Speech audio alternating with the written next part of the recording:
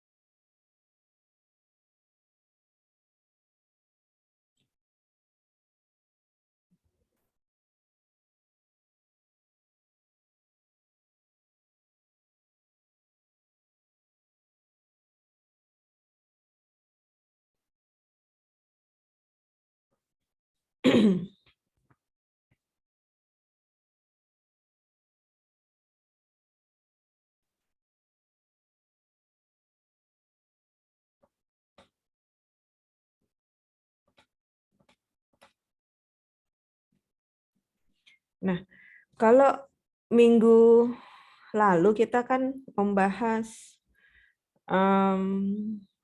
uji rata-rata populasi ya, dan membandingkan mean dari dua populasi yang independen menggunakan uji T. Ya, karena itu uji yang lebih sering digunakan. Karena walaupun kita punya sampel lebih dari 30, tapi kalau misalnya standar deviasi populasinya tidak diketahui, maka kita tetap harus menggunakan uji T. Nah, minggu ini kita belajar sama membandingkan mean dari dua populasi, tapi dia bukan populasi yang independen, dia adalah populasi yang dependen, yang berhubungan. Jadi dalam suatu penelitian bisa jadi dua populasi yang kita amati itu memiliki hubungan. Dan ini pengujian hipotesisnya dia berbeda dengan yang minggu lalu kita pelajari. Dalam percobaan yang mengamati dua populasi yang berhubungan, unit sampel yang kita ambil harus dibuat berpasangan. Dan pengamatan variabel yang dibuat berpasangan harus berdasarkan kriteria tertentu. Kenapa dia dibikin berpasangan? Misalnya contohnya pertama, kita memasangkan dua anak ayam dari induk yang sama. Jadi ada yang sama dari dua anak ayam ini, yaitu induknya sama. Diambil dua anak ayam dari masing-masing induk, kemudian masing-masing anak ayam diberi perlakuan pakan yang berbeda. Misalnya kita ingin membandingkan dua jenis pakan untuk anak ayam ya. Atau contoh yang kedua, dua orang murid dengan IQ yang kurang lebih sama itu dipasangkan, lalu masing-masing diberi pembelajaran dengan metode yang berbeda. Jadi yang membuat samanya itu adalah IQ-nya. Jadi dalam uji membandingkan mean dari dua populasi yang dependen itu, dia harus ada kriteria yang membuat dia berpasangan. Dan karena ini adalah uji untuk membandingkan dua populasi yang berpasangan, maka jumlah sampelnya itu harus sama ya. Jadi karena dia berpasangan, maka ya dalam satu pasangan berarti ada dua kan. Jadi kalau dari misalnya ini ya, anak ayam dengan pakan yang berbeda, yang dikasih pakan A itu ya dia ada 10, yang dikasih pakan B ada juga 10. Semuanya ada 20 anak ayam atau 10 pasang. Jadi jumlah sampelnya pasti sama dari dua populasi yang dibandingkan itu. Berbeda dengan yang kemarin yang kita pelajari yang membandingkan mean dari dua populasi independen. Kalau itu jumlah sampelnya bisa berbeda. Kayak kalian mengerjakan tugas kan ya, ada yang misalnya kelas A jumlah sampelnya 18, kelas B jumlah sampelnya 20, jadi nggak sama, dan itu nggak masalah kalau misalnya dia membandingkan antara dua populasi yang independen. Tapi kalau yang dependen atau berpasangan, dia jumlahnya harus sama. Nah, properti untuk uji rata-rata populasi yang berpasangan sama, dia ada uji satu arah, ada uji dua arah. Ini untuk yang sampel besar dan standar deviasi populasinya diketahui ya. Jadi karena dia ada dua populasi, maka ada mu1, mu2. Yang kita bandingkan kan min-nya ya, maka dia simbolnya di sini mu1 dikurang mu2 lebih besar sama dengan 0. Maka H alternatifnya adalah mu1 dikurang mu2 kurang dari 0.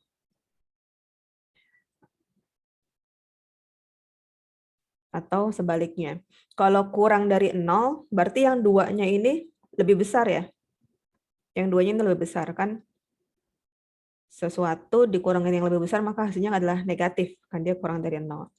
Tapi kalau lebih dari 0 ini, maka yang duanya ini lebih kecil ya. Maka dia akan hasilnya positif. Lebih kecil daripada 1 ini. Kemudian kalau uji dua arah, dia menggunakan tanda sama dengan dan tidak sama dengan. Ya, kalau yang duanya ini lebih besar, maka hasilnya akan negatif. Tapi kalau yang duanya ini lebih kecil, maka hasilnya akan positif. Kemudian untuk statistik ujinya, dihitung nilai Z. Jadi rumus untuk menghitung secara manualnya, di mana D ini adalah rata-rata selisih antara dua sampel. Kemudian SD ini adalah standar deviasi selisih dua sampel. Lalu daerah penolakannya, itu kita simpulkan menolak H0 dan terima H1 apabila Z hitung lebih besar daripada Z tabel, atau kita terima H0 dan tolak H1 jika Z hitung kurang dari Z tabel. Lalu untuk yang dua arah berarti alfa bagi 2 gitu ya. Sampai sini paham?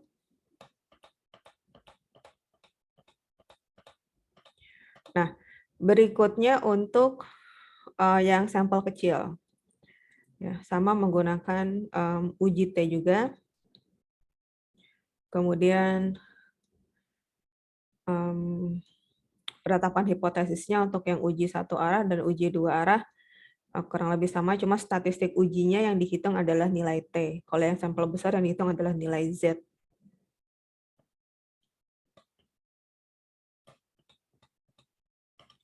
Kemudian penentuan penolakan hipotesis untuk uji satu arah, jika T hitung lebih besar daripada T tabel, maka kita tolak H0. Jika T hitung lebih kecil daripada T tabel, maka kita terima H0. Dengan degree of freedom-nya atau derajat bebasnya adalah N1 plus N2 dikurang alfa. Ini sama kita pakai tabel T yang pernah saya share di WA group ya. Kemudian kalau yang uji dua arah, dia alfa per 2. Kita masuk ke contoh soal. Jadi misalnya seperti ini. Suatu penelitian dilakukan untuk membandingkan dua metode pembelajaran, yaitu metode A, metode B. Penelitian dilakukan terhadap 20 murid siswa kelas 4 SD yang dibuat berpasangan. Ya, karena 20, maka ada 10 pasang sampel. Penetapan pasangan berdasarkan nilai IQ yang hampir sama. Jadi nggak persis sama ya, hampir sama, misalnya selang 2 atau selang 4 ya. Misalnya IQ 100 sampai 102 ya, kemudian 101 sampai 102, 102 sampai 103 dan seterusnya gitu ya. Atau 100 sampai 105, 106 sampai 110 dan seterusnya. Itu cara penetapan pasangannya. Nah, ini datanya. Jadi ada 10 pasang. Ini nilai akhir siswa yang diberi metode pembelajaran A, dan ini adalah nilai akhir siswa yang diberi metode pembelajaran B. Ada 10 pasang, di mana tadi pasangan ditetapkan berdasarkan IQ. Nah, bagaimana cara melakukan uji hipotesis membandingkan rata-rata dua populasi yang, sorry, ini saya koreksi, yang dependent dengan Minitab itu adalah karena jumlah sampelnya kurang dari 30, kita menggunakan uji T, kemudian kita masukkan data ke dalam worksheet pada kolom yang berbeda. Lalu nanti kalian pilih stat, basic statistik, dia ada yang pair T, ya, T berpasangan.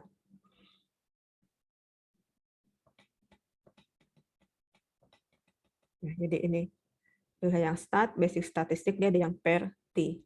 Kalau yang sebelumnya kalian coba untuk yang independen kan yang dipilih ini ya, to sample T. Kemudian kalau uji rata-rata populasi yang dipakai kan ini, one sample T. Jadi dimasukkan datanya di worksheet. Ya, kalau ini nggak ditulis juga nggak apa-apa ya, nggak usah pakai nomor yang samping, nomor baris. Masukkan datanya tadi yang nilai akhir yang diberi metode A dan metode B.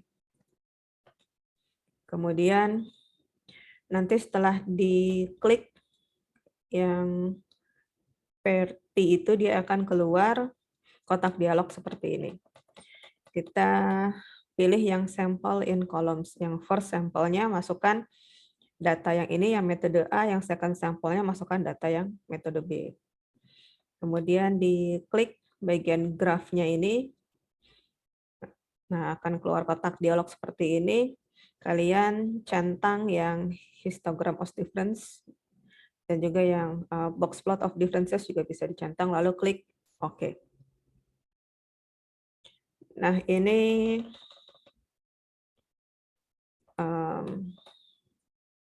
minggu lalu kan Mardika ya ada tanya kalau misalnya, karena kan selama ini kita coba hipotesisnya dua arah ya, sama dengan dan tidak sama dengan.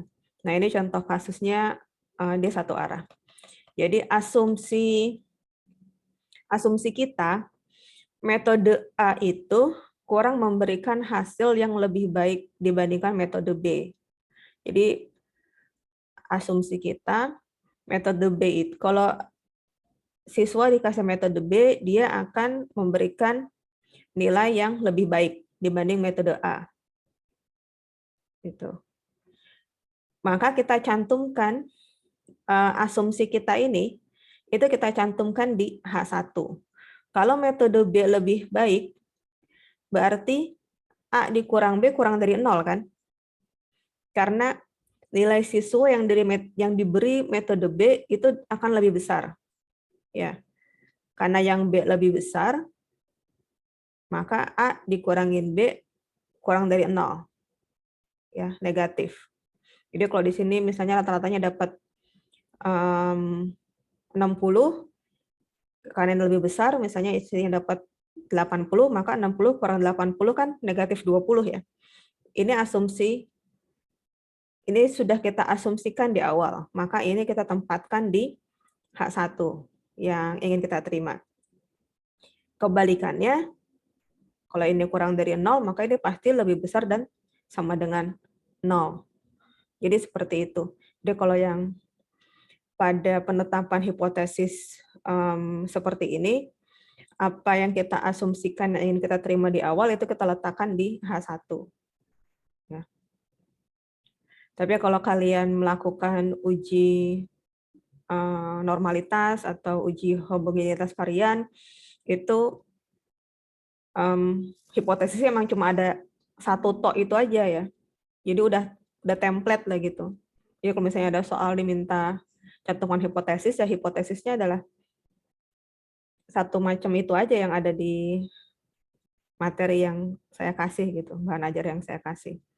Tapi kalau dalam uji seperti ini yang membandingkan mean dari dua populasi, atau nanti kalian belajar mean Whitney membandingkan median dari dua populasi, si hipotesisnya ini bisa berbeda tergantung asumsinya. Ya, kalau dalam kuliah statistik ini berarti tergantung asumsi yang dicantumkan di soal ya. Kalau ketika nanti kalian menggunakan ini untuk penelitian, ya tergantung asumsi yang kalian buat dalam penelitian itu. Nah, dengan demikian, di sini kan ada tombol option ya, sebelah graf ini. Kalian klik tombol option-nya itu, dia akan keluar kotak dialog seperti ini, maka di bagian alternatifnya itu, diklik panahnya ini ya, di drop down button ini diklik, pilih yang less than. Karena yang H1-nya ini adalah kurang dari. Ya, less than.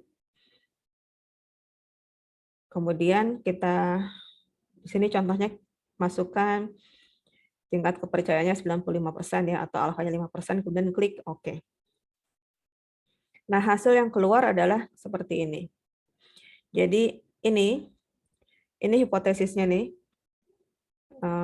yang tercantum dalam Minitab, ya, versus kurang dari 0. Jadi H alternatifnya atau H1-nya adalah kurang dari 0.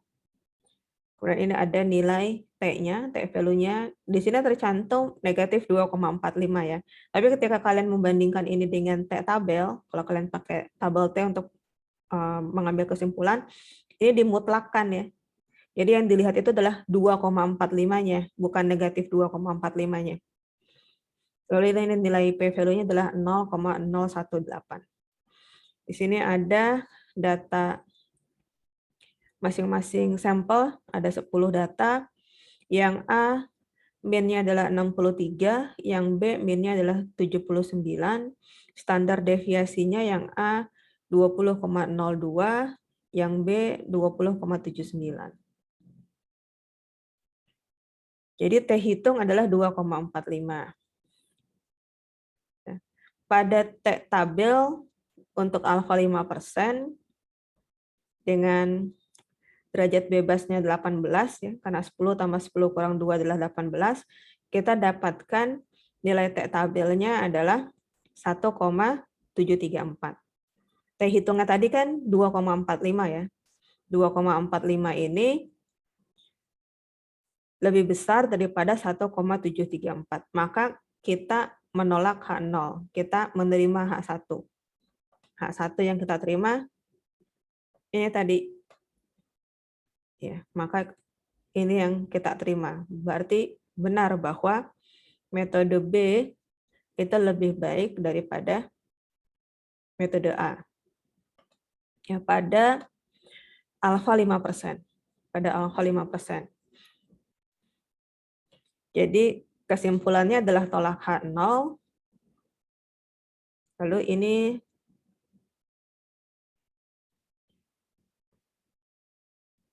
sebetulnya lebih tepatnya interpretasi.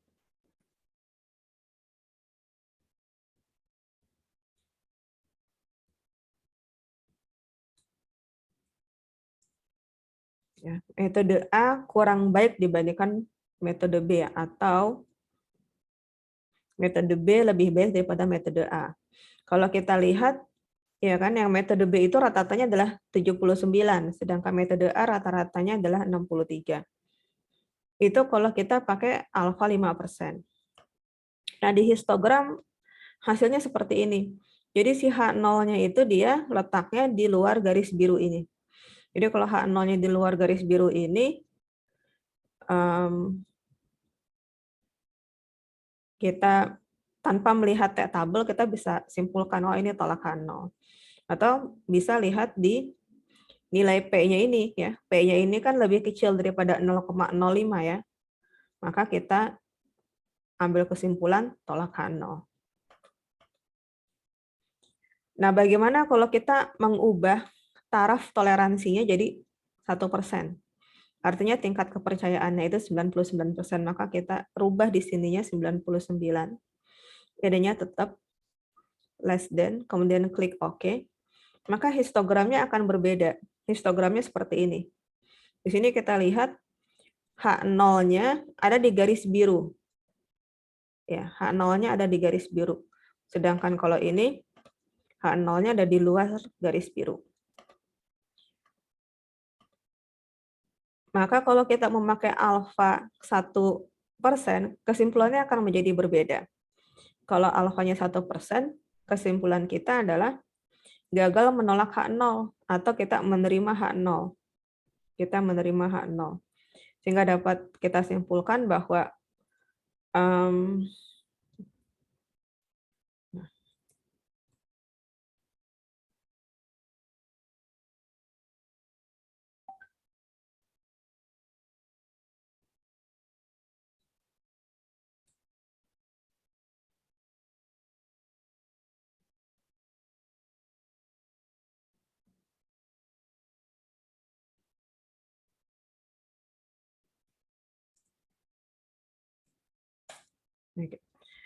dapat kita interpretasikan bahwa pada tingkat kepercayaan 99%, metode B itu tidak lebih baik daripada metode A.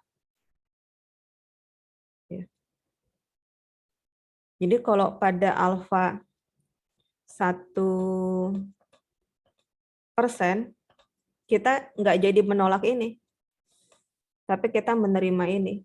Artinya pada alfa 1% itu si B ini tidak signifikan lebih baiknya dibanding dengan metode A.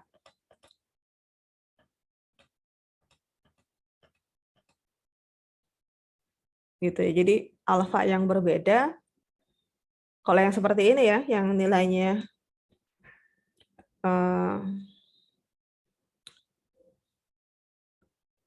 perbedaannya itu nggak terlalu signifikan, itu bisa mengambil kesimpulan yang berbeda. Kita bisa lihat juga dari nilai p-value-nya ini kan. P-value-nya adalah 0,018.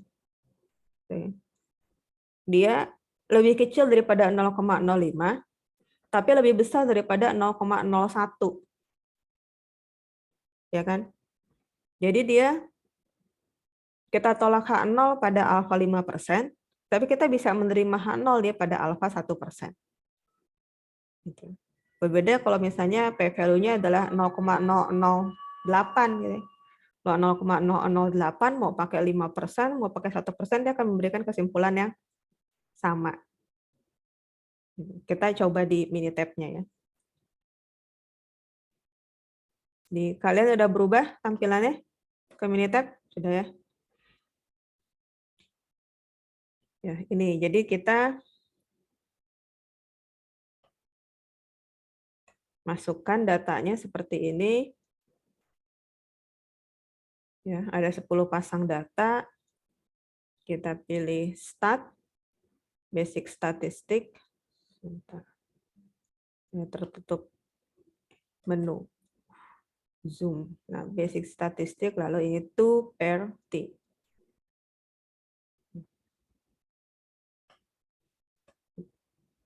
Jadi yang first sample masukkan metode A. Ya, saya coba hilangkan dulu lah ya. Betul-betul dari awal.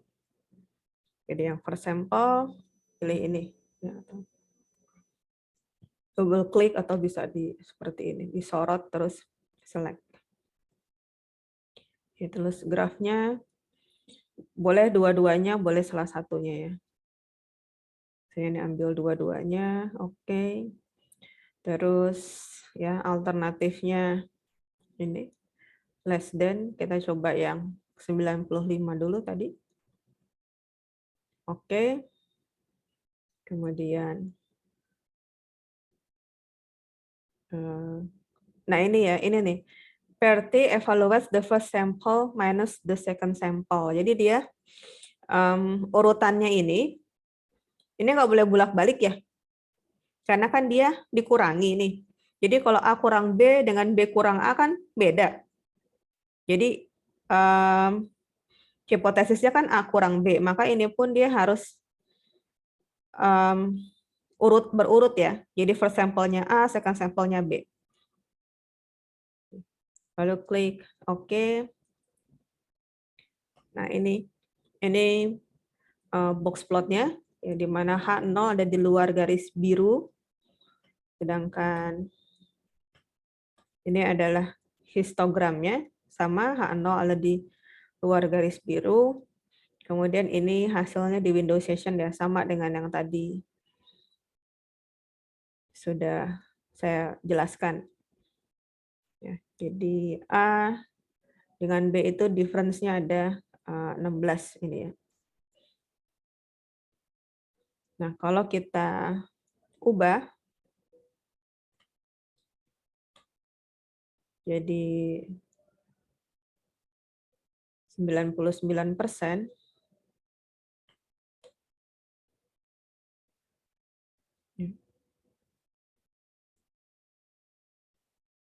oke, oke. Maka si H0-nya itu ada di dalam garis biru. Sehingga kita mengambil kesimpulan yang berbeda terkait dengan menolak atau gagal menolak H0. Ya. Ininya sama, T value-nya 2,45 ya. P value-nya 0,018. Ini pakai confident level 99% kalau di sini. Ini yang tadi, yang sebelumnya kita pakai confident level 95%.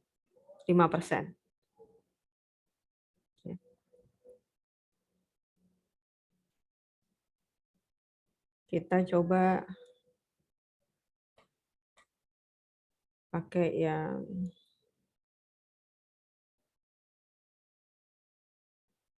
coba 90 misalnya sekarang. Oke. Oke. Nah, ya, kalau yang 90 dia makin jauh titiknya. Ya, di H0-nya ini makin jauh dari garis biru. Ya. Maka semakin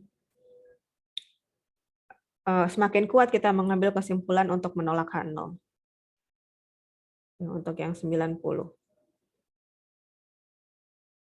Saya tutup dulu ini. Bandingkan ya.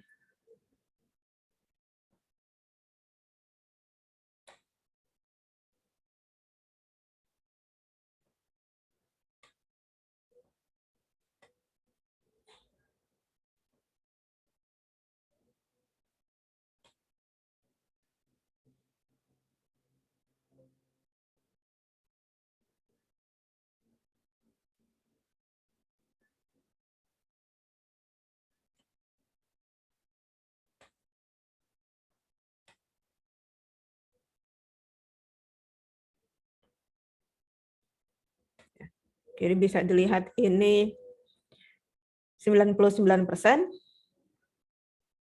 Ya. Ini di 95%. Ini di 90%. Sampai sini ada pertanyaan? Cukup jelas ya? Cukup dipahami? Saya mau tanya, Bu. Iya. Itu tadi saya lihat kalau untuk T value sama P value-nya sama ya, Bu? Sama. 90%. Sama. Bedanya itu kan kalau kita mau mengambil kesimpulan dengan menggunakan T-table, nilai T-table-nya pasti beda. Ya kan? Karena tabel 95, tabel 90 dengan tabel 99 kan pasti beda tuh. Ya. T-tabelnya yang berbeda. Oke, baik. Kemudian untuk DF-nya, Bu. Kalau misalnya manual pakai cara yang N1 dikurangin 2 terus dikurang sama 2 itu, kalau dari Minitab kemarin saya coba-coba nilainya berbeda, Bu. Bahkan saya coba bikin angka sendiri. DF-nya ada yang beda jauh. Jadi misalnya yang saya dapetin misalnya 18, tapi di dalam Minitab-nya misalnya 10 gitu. Jadi bedanya jauh. Itu kira-kira kenapa ya?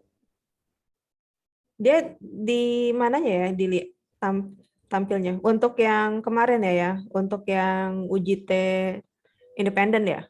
Iya, Bu. Kan di situ kan ada dikasih tahu DF di sebelah kanannya. Iya, karena kalau yang ini kan nggak ada ya. Maksudnya di sini kan nggak ada nilai DF kalau di sini. Nanti coba saya cek lagi ya tampilannya untuk yang uji T independen ya. Karena kalau yang uji T dependen ini kan dia cuma menampilkan nilai confidence level, kemudian ini nggak jelas. Ya, ini confidence level, ini kan hipotesis nih. Ini hipotesis, ini nilai T, ini p-value. Jadi kalau di sini nggak ditampilkan nilai DF. Tapi kesimpulannya sama. Kesimpulan tolak K0, tidak tolak K0-nya sama. Iya, Bu, sama. Intinya itunya sama ya. Iya. Yang untuk soal yang Ibu kemarin juga DF-nya beda 1. Yang kita dapat itu kalau nggak salah 48, tapi di Minitab-nya 47, beda 1. Oh gitu. Tapi yang sampai beda jauh itu datanya berapa? Coba-coba sendiri pakai apa? Pakai angka yang random. Angka yang random. Jumlah sampelnya berapa dengan berapa? Kurang, nggak ingat, Bu. Oh iya, karena kan kalau kemarin kan, kalau nggak salah contoh yang soalnya itu 18 sama 20 ya? Iya, kalau nggak salah. Nanti coba diinformasikan. Yang dicoba yang, ya kalau misalnya selisih 1 kan, apa? Nggak terlalu signifikan lah gitu. Cuma kalau selisihnya sampai 7 tadi ya? Iya. Kenapa seperti itu? Saya coba cek. Iya. Memang sampelnya itu berapa dengan berapa gitu. Atau mungkin karena sampel kita kemarin 18 dengan 20, kalau misalnya sampelnya itu adalah 7 dengan 50 kan jauh berbeda ya. Ya. Ya baik, Bu. Terima kasih. Oke. Kalau misalnya nggak ada pertanyaan, saya tutup ya. Seperti biasa nanti, kalau sekarang saya nggak lupa record. Saya tutup dulu ini. Seperti biasa nanti saya share materinya. Terus nanti ada contoh soal untuk kalian latihan. Kemudian nanti kalau misalnya kalian perlu lihat-lihat lagi, nanti saya upload juga video ini ke YouTube ya. Saya akhiri. Yang lain cukup jelaskan. Kayaknya malam ini lengkap nih. Biasanya Evi sama Fitria suka berhalangan hadir. Oke, kalau gitu saya tutup ya. Selamat malam. Assalamualaikum warahmatullahi wabarakatuh. Waalaikumsalam warahmatullahi wabarakatuh.